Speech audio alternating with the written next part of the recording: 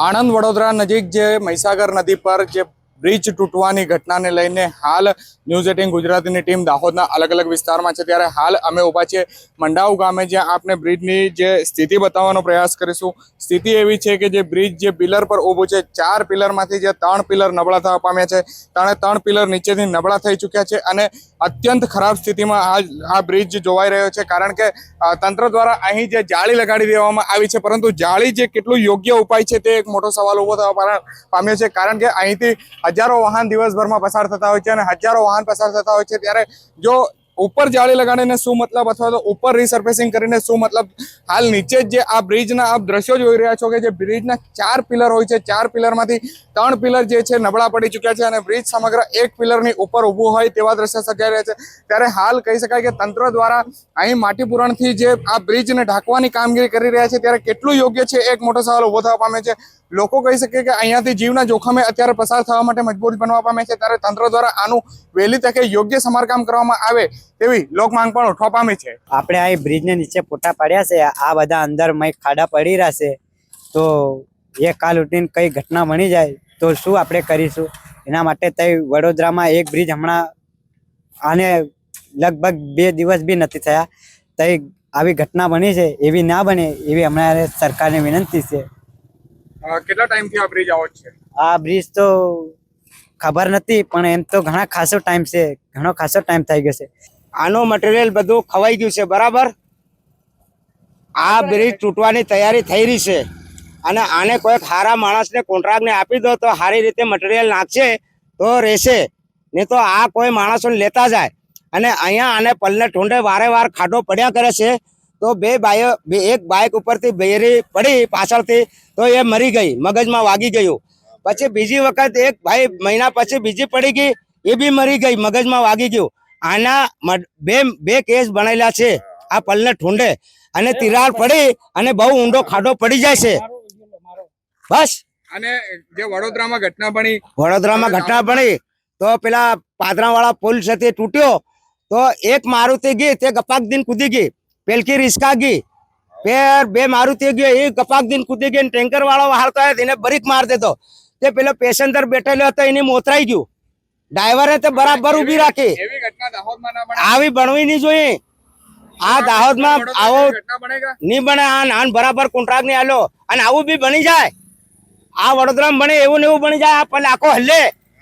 આ પાણી હમણાં નંદીપુર આવી તારે આની વચ્ચે કોઈ વજન વાળો ટેમ્પો નહીં સરકે, કઈ નહીં, હસો થાય એમ, કોઈ માણસ ચાલતો જાય નહીં આવે એવી પોઝિશન છે આના પલિયાની।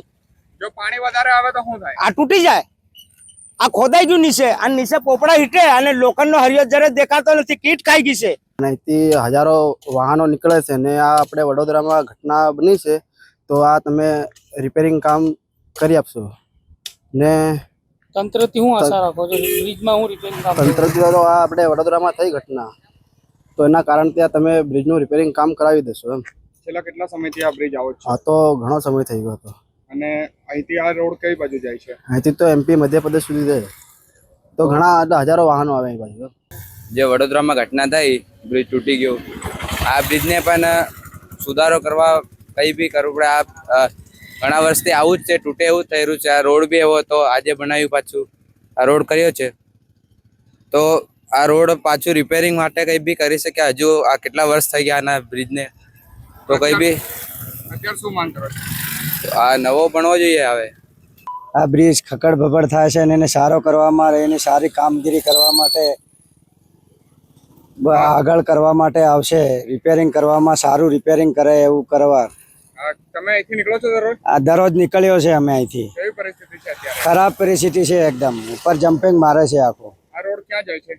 આ હાલાપાડા જાય છે, ધાનપુર, અરે આપણે ગુંદીખેડા તણસિયા બાજુ જાય છે। તો રોજના કેટલા વાહનો અવર જવર થતા હોય? રોજના 1000-2000 વાહનો અવર જવર થાય। હું આ ડુંગરપુર ગામમાં દાહોદની નજીક રસ્તો આવેલો છે, આ પુલ અંદર નીચેથી બહુ ખરાબ પરિસ્થિતિમાં છે, તો એને બરોડામાં જે કાંડ છે તે રીતે અહીંયા આગળ ના થાય એ માટે અહીંયા જલ્દીથી જલ્દી રિપેરિંગ કરવામાં આવે મારી સહેમત આપું છું એવી માંગણી કરવા જે બ્રિજ આમને આમ પકડતા ચાલજમાં છે આ તો આના ખાડા તો આને પડ્યા જ કરે છે, દર વર્ષે પડ્યા જ કરે છે, મોટા મોટા ખાડા પડી જાય છે આની અંદર. અત્યારે ઉપર ડામરીકરણ કરવામાં આવ્યું છે, શું કહેશો એ બાબતે? ઉપર જ કરી છે, બાકી અંદર તો કોઈ કામ કરી જ નથી આ જોકે. હજુ આગળ જશે ને તો વધારે પરિસ્થિતિમાં રસ્તો ખરાબ મળશે. તો અત્યારે સરકાર પાસે શું આશા કરો છો? બસ આ રસ્તો જલ્દી से અમારે તો આગળ તો 2 વર્ષથી રોડ રિપેરિંગ થયું જ નથી. देखिए ये ब्रिज है ना जो अपना ये गुजरात और एमपी को जोड़ता है, हम लोग यहाँ पर डेली अप डाउन करते हैं. ये ब्रिज क्या ऊपर से रिपेयरिंग कर दिया है, बाकी अंदर से खोखला है. और ये जो बड़ोदरा में घटना हुई है ऐसी घटना यहाँ पर ना हो. हम सरकार से यही उम्मीद करते हैं कि इसको जल्दी से जल्दी रिपेयरिंग करें. कितने टाइम से ये ब्रिज ऐसा ही है? ये ब्रिज 2-3 साल से ऐसा है. तो कल जो वडोदरा में घटना हुई, ऐसी घटना के लेके आप यहाँ क्या कहें? बस हम तो आशा और उम्मीद यही लगाते हैं कि ऐसी घटना यहाँ पर ना घटे. आप कितने टाइम से यहाँ पे आ रहे हो? यहाँ पे हमारा तो बहुत लॉन्ग टाइम से आना जाना है. ये क्या कि ये मेन रोड है गुजरात और एमपी का. વડોદરામાં બ્રિજ પડ્યો અને આપણા આ બ્રિજ જો ખકડે છે તો આ થોડો રિપેરિંગ થવો જોઈએ અને વ્યવસ્થા બરાબર પ્રશાસનને કરવી જોઈએ. કેટલા ટાઈમથી તમે અહીંથી નીકળો? એ 1 સાલથી નીકળીએ છે. અને કેટલા ટાઈમથી આ બ્રિજ આવો જ હાલતમાં છે? આ તો 1 સાલથી જ એવો છે. તો અત્યારે શું માંગ કરી રહ્યા છો તમે? આ રિપેરિંગ થવો જોઈએ. આ બોરડી ટાંડા રોડનો બ્રિજ છે. એ બ્રિજમાં પાઇલનું રિપેરિંગ કરવાનું છે અને જેકેટિંગ કરવાનું છે. કાલ સુધીમાં મારો પ્રયત્ન છે. કાલ સુધીથી આ વરસાદને પરેશાન કરે છે.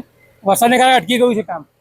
તો આજે વરસાદ અટક્યો છે તો કાલે અમારે એની પ્રક્રિયા છે કે એને જેકેટિંગ કરી દઈશું અમે. કઈ રીતે રિપેરિંગ કરવાનું કામ?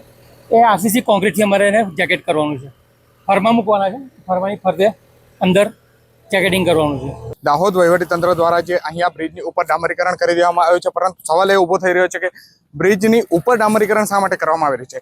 નીચે જે દ્રશ્યો જોવાઈ રહ્યા છે, નીચે જે બ્રિજ છે તે બ્રિજનો અતિ જર્જરિત હાલતમાં છે, જ્યારે અત્યારે પણ ડામરીકરણ તો કરવામાં આવ્યું છે, પરંતુ માત્ર દેખાવા પૂરતું કરવામાં આવ્યું હોય તેવું લાગી રહ્યું છે, કારણ કે ડાંબર છે તે ડાંબર અતિ ખરાબ છે અને પહેલા જ વરસાદમાં ધોવાઈ જાય તેવી શક્યતા રહેલી છે. પરંતુ એક મોટો સવાલ એ છે કે જે ડાંબર ઉપર કરવાનું કારણ શું? નીચે જો બ્રિજ જર્જરિત હોય, નીચે જો પલ જર્જરિત હોય અને તમામ પિલરો જે જર્જરિત હોય, તો પહેલા પિલરનું રિપેરિંગ કરવું જોઈએ કે પછી ઉપર ડાંબરનું રિપેરિંગ કરવું જોઈએ?